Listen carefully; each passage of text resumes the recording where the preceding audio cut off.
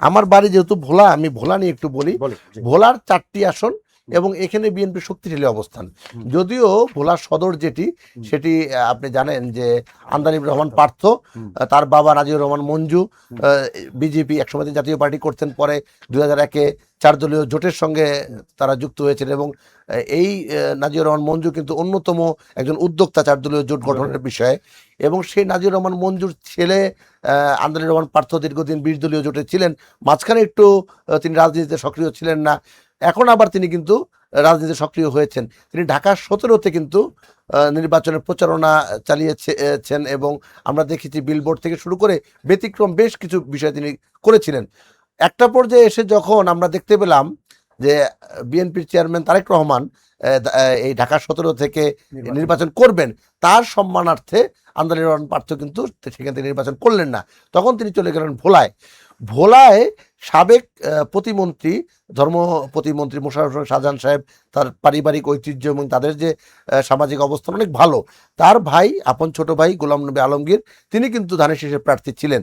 শুধুমাত্র এই যে ইকুয়েশন যেটা হলো, অর্থাৎ তারেক রহমানকে আমদানির রহমান পার্থ সম্মান করে ছেড়ে দিলেন, তখন আবার যখন আমদানির রহমান পার্থ ভোলা সদরে গেলেন, তখন তার প্রতি আবার দলীয় নির্দেশনা মেনে এই গোলাম নবী আলমগীর সাহেব তিনি আবার ছেড়ে দিলেন ভোলা সদরটা। এখানে জামাতের প্রার্থী আছে, কিন্তু ওই যে বলছিলাম জামাতের প্রার্থী থাকলে হবে কি, মানে বিএনপির অবস্থান ভালো, কিন্তু বিএনপির যে সমর্থন গোষ্ঠী যারা, এদের মধ্যে বিভাজন আছে। এখানে 2-3 ভাগ তৈরি হয়েছে। সব ভাগ যদি আমদানির রহমান পার্থর জন্য কাজ করে, নিশ্চয়ই আমদানির রহমান পার্থ জিতবে। এখন ইন্টারনালি যদি কেউ চিন্তা করে যে না, আমরা এখানে মনোনয়ন পাই নাই, আমার লোক পায় নাই, আমার গ্রুপ পায় নাই, আমরা এখানে কাজ করবো না, যদি এমন ঘটনা ঘটে, সেক্ষেত্রে ব্যতিক্রম কিছু হতে পারে। সেটা আসলে অসম্ভব বা উড়িয়ে দেওয়ার মতো কিছু নাই। আর ভোলা 2 হাফিজউদ্দিন, আমাদের হাফিজ ইব্রাহিম, ওনার এখানে জামাতের প্রার্থী আছে, তবে সেটা খুব একটা প্রতিদ্বন্দ্বিতামূলক হবে বলে মনে হচ্ছে না। কিন্তু আমার এখানে একটা ভিন্ন তথ্য আছে যে মাওলানা ফয়জুল করিম জামাতের প্রার্থী, উনি নাকি দীর্ঘদিন থেকে এলাকায় জনগণের সাথে কাজ করছেন এবং সম্পৃক্ততা তৈরি করতে পেরেছেন। 2টা বিষয় এখানে বলা হচ্ছে, আমরা মাঠ পর্যায়ে ঘুরে এসে যেটা জানি। একটা বলা হচ্ছে যে উনি জনগণের সাথে সম্পৃক্ত, অনেক বেশি কাজ করেছেন, অনেক বেশি জনগণের কাছে। কিন্তু অতীতের যে নির্বাচন এবং বিএনপির যে ভোটের অবস্থান, ওটা কিন্তু একসময় তোফায়েল আহমেদ সাহেব নির্বাচন করেছেন, যদিও পরবর্তীতে ওনার ভাতিজাকে ছেড়ে দিয়েছিলেন, মুকুল সাহেবকে। কিন্তু একটা পর্যায়ে আমরা এখন যেটা আমরা হিসাবে বুঝি, এলাকার মানুষের কথা বলে বিএনপির অবস্থান ভালো। এখন সেখানে কিন্তু বিএনপির কোনো বিদ্রোহী নাই, কিংবা সেখানে কিন্তু শরিক কোনো প্রার্থী নাই যে এখানে ভোট ভাগাভাগি হবে। এটা আসলে ওই হাইপ অনেক কিছু তোলা যায়, কিন্তু বাস্তবতা গিয়ে এটা আসলে সে ধোপে টিকবে বলে মনে হয় না। ভোলা 3-এ জামাতের প্রার্থী নাই। জামাতের যে জোট প্রার্থী নিজামুল হক নাইম, তিনি ফুলকপি মার্কা নিয়ে নির্বাচন করছেন, কিন্তু প্রার্থী বিএনপির হচ্ছে অবসরপ্রাপ্ত মেজর হাফিজউদ্দিন আহমেদ। হেভিওয়েট প্রার্থী তিনি নয়, তিনি কিন্তু প্রথম বিজয়ী হয়েছিলেন স্বতন্ত্র। মেজর হাফিজ কিন্তু বিএনপি থেকে হয় না, সে স্বতন্ত্র হয়েছে 91 সালে। তো সুতরাং যেই লোক স্বতন্ত্র নির্বাচিত হয়, তার অবস্থানটা তো এলাকায় আছে। এবং মহান মুক্তিযুদ্ধে মেজর হাফিজ সাহেবের যে অবদান, তিনি বীর বিক্রম এবং পাকিস্তান জাতীয় দলের ক্যাপ্টেন থাকা ক্রীড়াবিদ, সে পরবর্তী রাজনীতি এবং তার জীবনের মানে কখনো কালিমা কিংবা যেটাকে বলে আর কি রাজনীতিবিদদের যেই চরিত্রগুলো, কমন চরিত্র আমরা দেখি, অর্থাৎ দুর্নীতি, দুঃশাসন, চাঁদাবাজি, এগুলোর সঙ্গে মেজর হাফিজ কিন্তু তার নাম যুক্ত হয় নাই। ফলে তিনি একজন বয়স্ক মানুষ, যথেষ্ট বয়স্ক, 80-এর উপরে তার বয়স, সবকিছু বিবেচনা মিলিয়ে তিনি ভালো অবস্থানে আছে। আর তার অপোজিশনে জামাতের যে প্রার্থী, বয়সে তরুণ এবং তার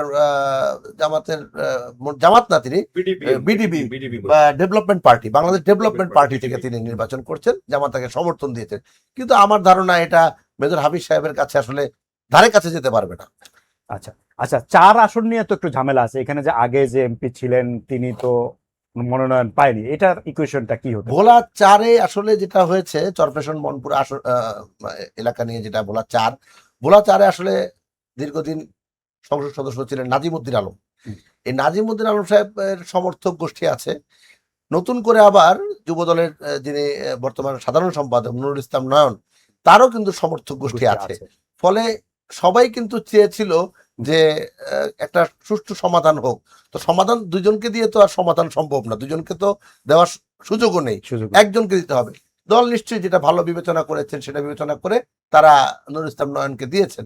এখন নুরুল ইসলাম নয়নকে দেওয়ার পরে যারা বলা হচ্ছে যে নাজিমুদ্দিন আলম সাহেবের সমর্থকরা কাজ করবে কিনা, এটি আসলে এই মুহূর্তে একটা মানুষ, আমি আপনাকে একটা কথা বললাম, অনুরোধ করলাম, আপনি আমার কথা মানবেন কি মানবেন না সেটা তো আসলে বলা মুশকিল।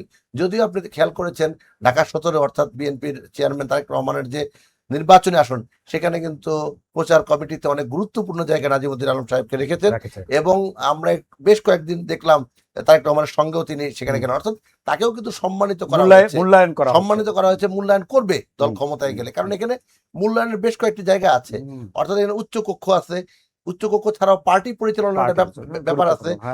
তারেক রহমান কিন্তু স্পষ্টই বলেছেন যে এবার কিন্তু যারা সংসদে যাবেন তারা পার্টি পরিচালনা করবেন না। আপনি দেখবেন রুহুল কবির রিজভী, তাকে তো মনোনয়ন না দেওয়ার কোনো কারণই নেই। তারপরে সোহেল, হ্যাঁ, হাবিবুর নবী খান সোহেল, তারপরে আমরা আসাদুজ্জামান রিপন, তারপরে শামসুজ্জামান দুদু। এই অনেকেই যদি বিভ্রান্তি ছড়ায় যে আব্দুল সালাম এই 17-তে কাজ করছেন তিনি, যে এই মানুষগুলির কেন দিলেন না? আসলে পার্টি তো চালাতে হবে, সবাই যদি দল পরিচালনা করেন। আওয়ামী লীগ যে কারণে যে সমস্যাগুলি হয়েছে, যারা দল পরিচালনা করছে তারা পার্টি চালাচ্ছে, তারা আবার মন্ত্রী হচ্ছে, তারা এমপি হচ্ছে, তারাই সবকিছু করছে। বিএনপি সে জায়গায় একটু ব্যতিক্রম কিছু করার জন্যই এবার সংসদীয় আসন পুনর্বিন্যাসের ক্ষেত্রে এবং মনোনয়নের ক্ষেত্রে কিছুটা হলো ব্যতিক্রম ঘটিয়েছে এবং দেখিয়েছে।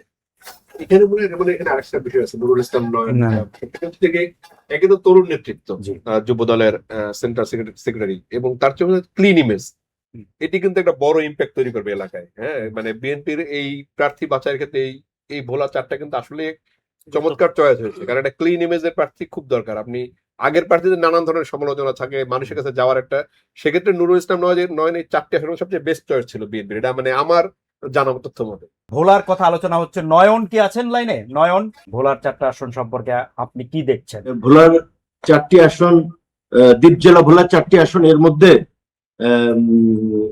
সর্বপ্রথম বিএনপি থেকে নমিনেশন দেওয়া হয়েছিল ভোলা সদর আসনের আলহাজ গোলাম নবী আলমগীর সাহেবকে, পরবর্তীতে জোটের ইয়ে থেকে দেওয়া হয়েছে আমাদের ব্যারিস্টার আন্দালিব রহমান পার্থ ভাইকে। এখন বিএনপির মধ্যে ভোলা জেলা বিএনপির মধ্যে 3টা গ্রুপিং চলতেছে।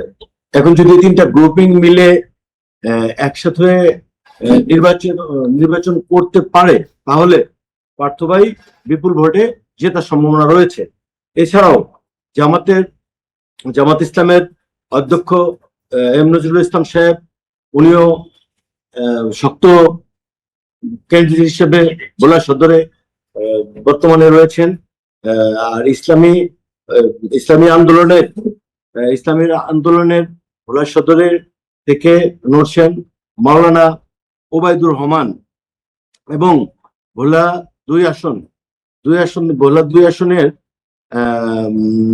2 আসনের বিএনপির মনোনীত প্রার্থী আলহাজ হাবিজ ইব্রাহিম সাহেব রয়েছেন। তারপরে ইসলামী আন্দোলনের জামাত ইসলাম জোটের প্রার্থী মোহাম্মদ ফজলুল করিম রয়েছেন, এবং স্বতন্ত্র থেকে মহিবুল্লাহ খোকন সাহেব রয়েছেন। মহিলা প্রার্থী স্বতন্ত্র থেকে ভোলা 2-এর তাসলিমা বেগম নামে এক মহিলা স্বতন্ত্র থেকে করছেন, এবং ভোলা 3 থেকে রয়েছেন আমাদের সবার পরিচিত এবং উনি একজন বীর মুক্তিযোদ্ধা মেজর হাফিজউদ্দিন আহমেদ বীর বিক্রম। ওনার সাথে ইসলামিক আন্দোলনের একজন আছেন, উনিও প্রতিদ্বন্দ্বিতা করছেন, এবং জামাত জোটের থেকে লড়ছেন।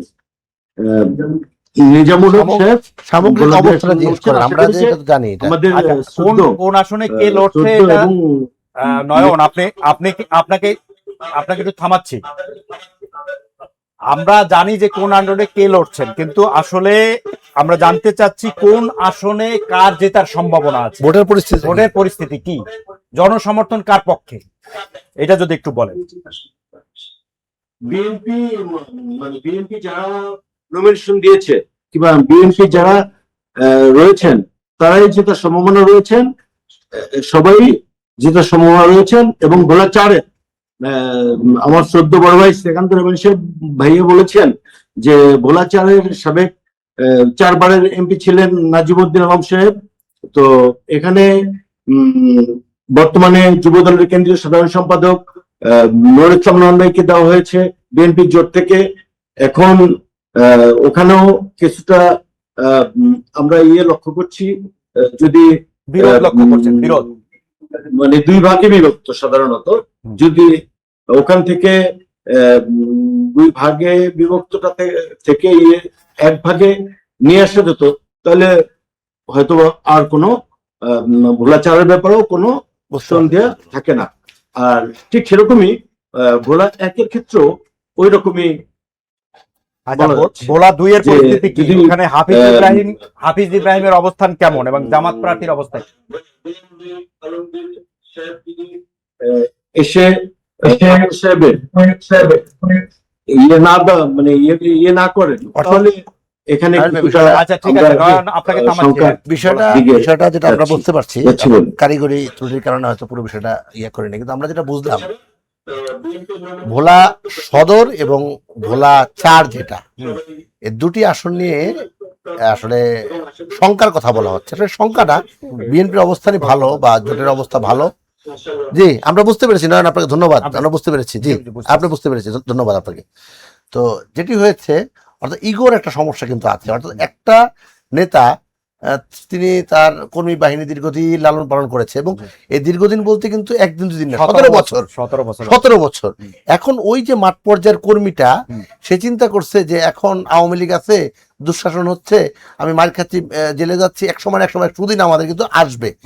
এখন 17 বছর পরে এসে দেখলো যে যেই নেতার পেছনে সে ঘুরছে সেটা নমিনেশনই পায় নাই। এখন সে এটা বিশ্বাস করতে পারছে না যে আমার নেতা নমিনেশন পায় নাই, জোটের একজনকে দিয়েছে, তিনি কি আমাকে উনার মতো স্নেহ করবেন, উনি কি আমাকে উনার মতো স্পেস দিবেন? ফলে ওই জায়গায় কিন্তু শঙ্কার জায়গা তৈরি হয়েছে।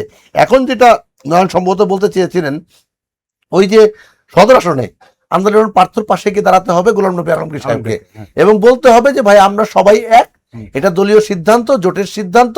ফলে আমরা জাতীয়তাবাদী শক্তিকে, বাংলাদেশ জাতীয়তাবাদী শক্তিকে, ইসলামী মূল্যবোধের শক্তিকে আমরা বিজয়ী করতে হলে এক হয়ে কাজ করতে হবে। এখানে ধানের শীট বা গরুর গাড়ি মার্কা এটা কোনো বড় বিষয় না। বড় বিষয় হচ্ছে জোটের প্রার্থী। একই জিনিস কিন্তু ভোলা 4-এর ক্ষেত্রে বলতে হবে যে নাজিমুদ্দিন আলম সাহেব এমপি ছিলেন, দলের সিদ্ধান্ত এখন নুরুল ইসলাম নয়ন সাহেব করছেন। তো ফলে নাজিমুদ্দিন আলম সাহেবের যারা কর্মী সমর্থক রয়েছেন তাদেরও কিন্তু বিষয়টি বোঝাতে হবে। বোঝাবে কে? নাজিমুদ্দিন আলম সাহেব বোঝাবেন। তার সেখানে যেতে হবে, গিয়ে বলবে যে নুরুল ইসলাম নয়ন দলের প্রার্থী, দলের সিদ্ধান্ত অনুযায়ী আমি এখন চেয়ারম্যান সাহেবের সঙ্গে, তারেক রহমানের সঙ্গে কাজ করছি, এখানে আমি আপনাদের সঙ্গে আছি, বৃহত্তর সাথে এক হয়ে কাজ করতে হবে। এটা যদি না হয় সেক্ষেত্রে কিন্তু যারা প্রতিপক্ষ আছে তারা কিন্তু সুবিধা নিতে পারে।